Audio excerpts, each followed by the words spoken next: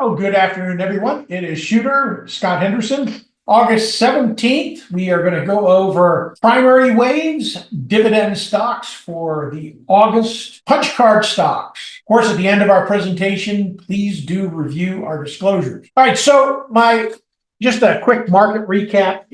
I'm still neutral even in this rally. And the reason is because I don't see 20% upside. Could be wrong. This rally could run another 20%. But I think we get a pullback first. And a lot of that is challenging, especially for dividend holders. So it's very important when you have positions where you can sell covered calls on to mitigate the downside so you don't experience that drawdown. And now we're basically focusing on Jackson Hole. Now this week, what's real important for me is we have the FOMC minutes on Wednesday at 2 p.m. We also have a number of Fed speaks.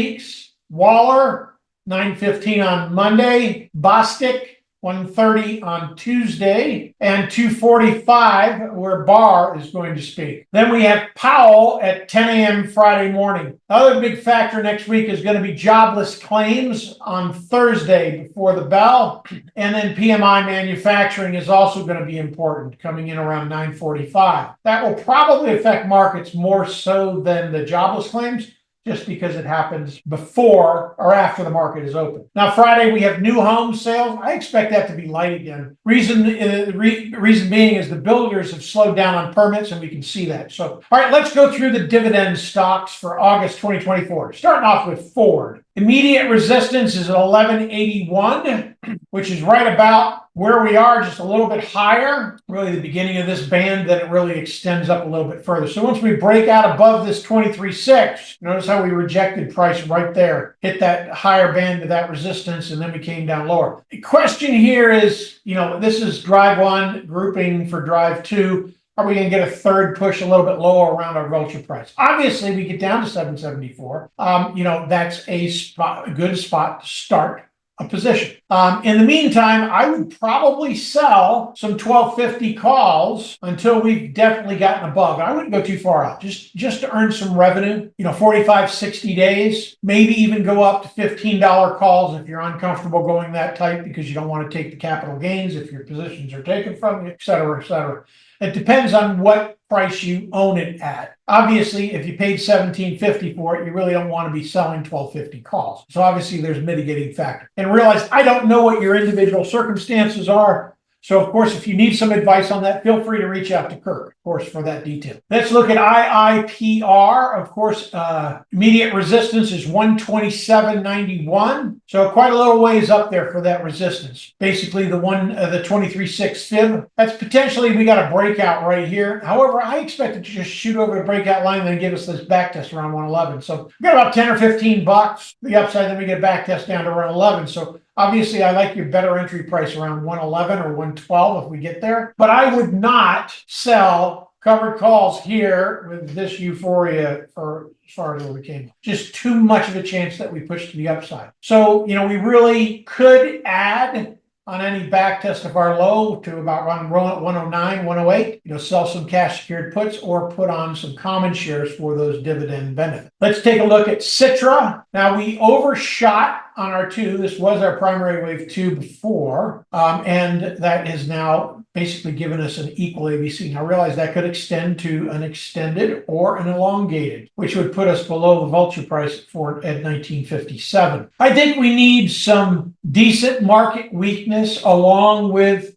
additional builds in oil reserves and just slowing overall of the global market for that to occur, but it is a potential outcome here. So this is not one that I would add to my position here. I would hold and, maybe sell some 27, 28 covered calls to get some income on this. If there's only 30 strikes, obviously go out to, probably October. I think you'd be fine. I don't see any kind of rally in this. This has always been sort of outside of this particular rally right here. We didn't have that was thinking that oil was going to 200. It doesn't look like we're going to go there. However, just with a disclaimer there, with further escalation of the Israel war, obviously that could be the case. So we want to keep that in mind with any energy names in this market. Now, Pfizer, I was very disappointed it came off here. I really thought it was going to get out. That at that point, this was our cycle wave 2. It's now reset with this breakdown. It tells us we're going to get down to about 21 bucks. Now, if you're holding, depends on really what price you're holding, whether I would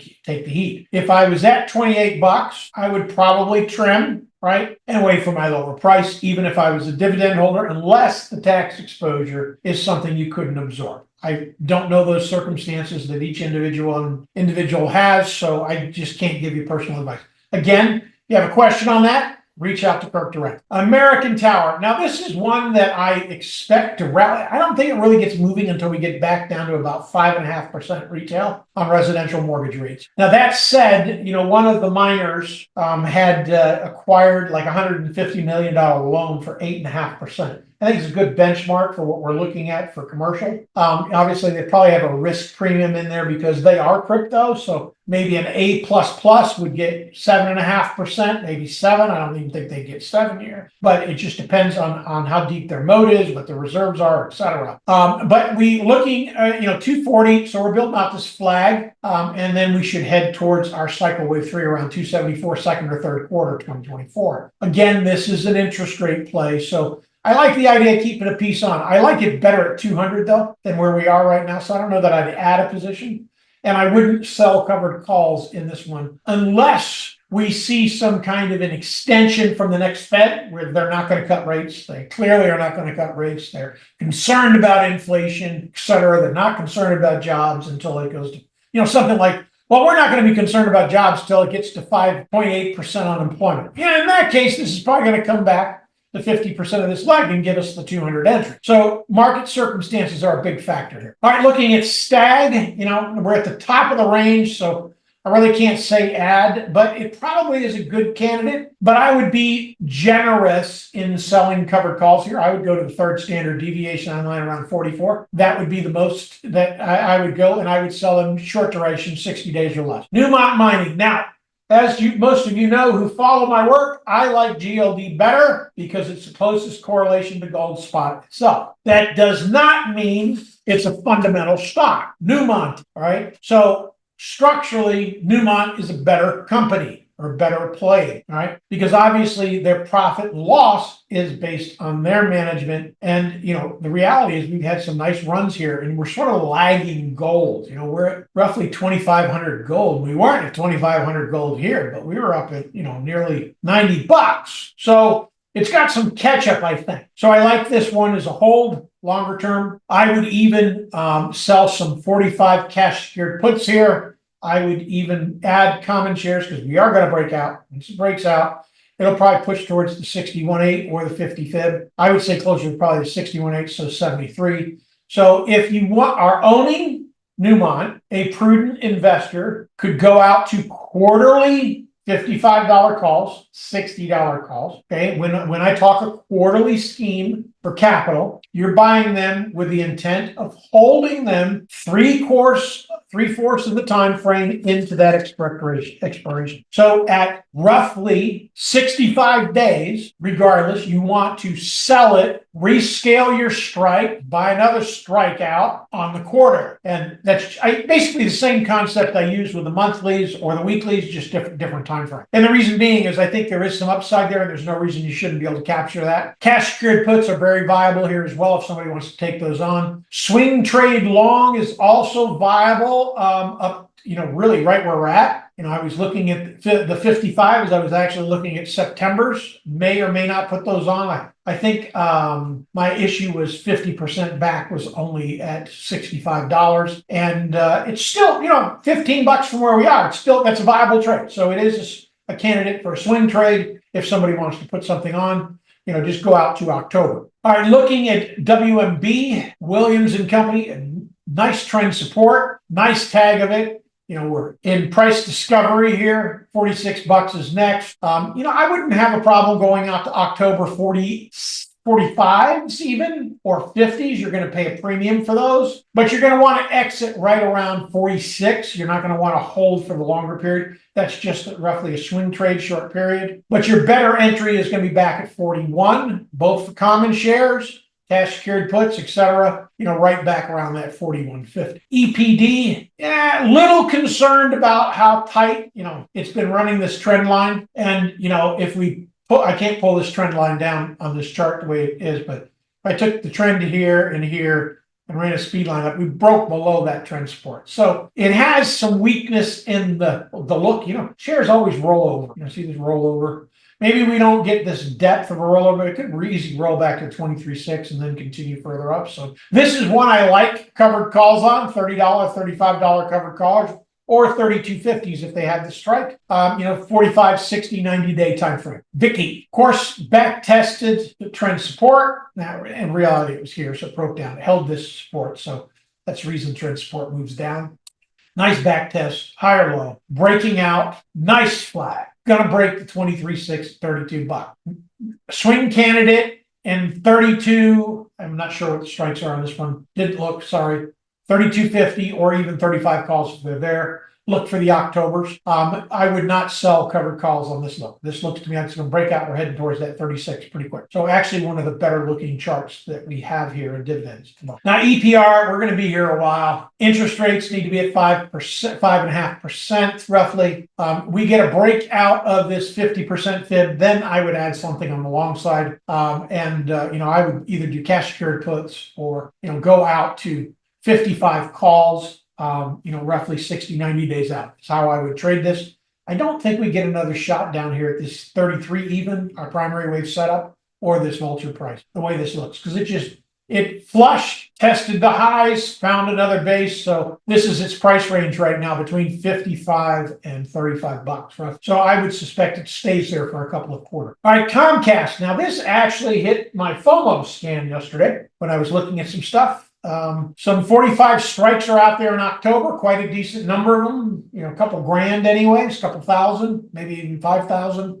I'm not recalling right this second, but we're looking for about 46. So 45 is viable. So this is a potential swing candidate as well. Cash secured puts or adding common shares here makes sense on a cycle wave 2. However, keep in mind, drive 1, drive 2, we still could have a third drive around 32 or 33 and then still go. I don't think we back test the vulture prices. That's just my 2 cents. All right, looking at EPRT, of course, looking at trend line, we're going to break out here at some point. We're going to get above that 50% fib, 32 bucks.